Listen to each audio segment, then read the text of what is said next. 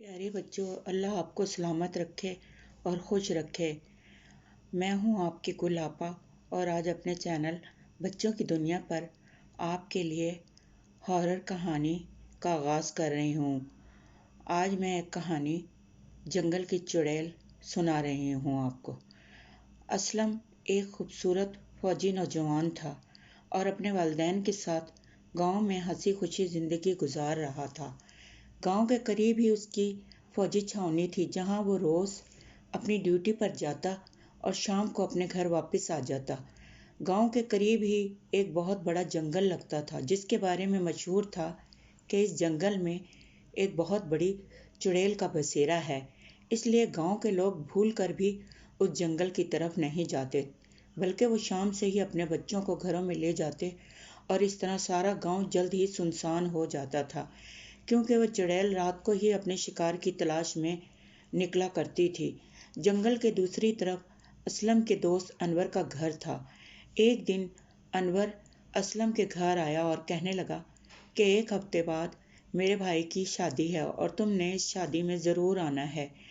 تو اسلم نے کہا کہ میری امی ابو تو مجھے ہرگز جانے کی اجازت نہیں دیں گے کیونکہ جنگل میں خطرناک چڑیل رہتی ہے۔ تو انور کہنے لگا کہ شادی دوپہر کے وقت ہے، تم دن کو ہی شادی میں شرکت کر کے جلدی گھر واپس آ جاؤ گے، تمہاری امی ابو سے میں اجازت لے لوں گا۔ پھر ایسا ہی ہوا۔ انور نے اسلم کے امی ابو سے اجازت لے لی۔ اسلم کو بڑی مشکل سے شادی میں شرکت کرنے کے لیے چھٹی ملی اور اسلم شادی میں جانے کے لیے روانہ ہو گیا۔ جب اسلم جنگل میں داخل ہوا تو جنگل بہت خوفناک لگ رہا تھا اور دن کے وقت بھی وہاں بہت اندھیرا تھا۔ آخر وہ اپنے دوست کے گھر جا پہنچا۔ اس کا دوست اسے دیکھ کر بہت خوش ہوا۔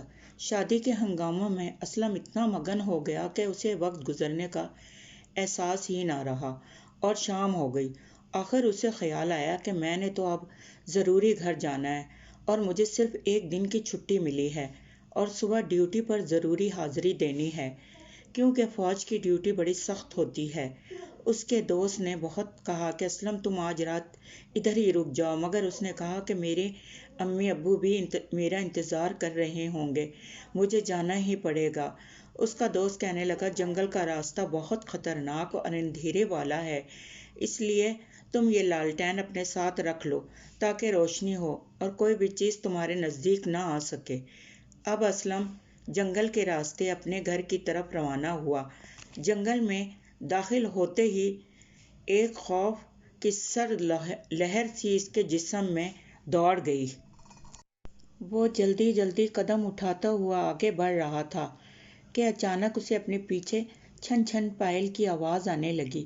اس نے پیچھے مڑ کر دیکھا تو ایک خوبصورت لڑکی اس کے پیچھے پیچھے چل رہی تھی۔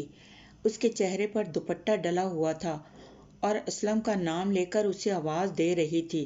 اسلم نے سوچا اسے میرا نام کس طرح پتہ ہے، ضرور یہ وہی جنگل کی چڑیل ہے۔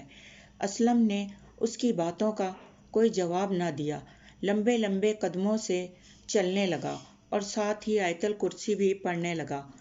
اس کے ہاتھ میں روشنی یعنی لالٹین بھی تھی جس کی وجہ سے وہ چڑیل اس کے نزدیک نہیں آ سکتی تھی اور دور ہو کر چل رہی تھی۔ آخر چلتے چلتے جنگل ختم ہوا اور اسلم کا گھر قریب آنے لگا تو چڑیل نے چیختے ہوئے کہا کہ تم اس روشنی اور آیت الکرسی کی وجہ سے آج میرے ہاتھ سے بچ گئے ہو، ورنہ میں تمہیں ہرگز یہاں سے زندہ نہ جانے دیتی۔ آخر اسلم نے اپنے دروازے پر آیا اور آ کر گر کر بے ہوش ہو گیا۔ اس کے امی ابو نے اسے اٹھا کر بستر پر ڈالا اور اسے ہوش میں لانے کی کوشش کرنے لگے۔ جب اسلم ہوش میں آیا تو اس نے جنگل کا سارا واقعہ سنایا اور توبہ کی کہ اب وہ کبھی اس جنگل میں نہیں جائے گا۔ پیارے بچوں، آپ کو آج کی کہانی کیسی لگی؟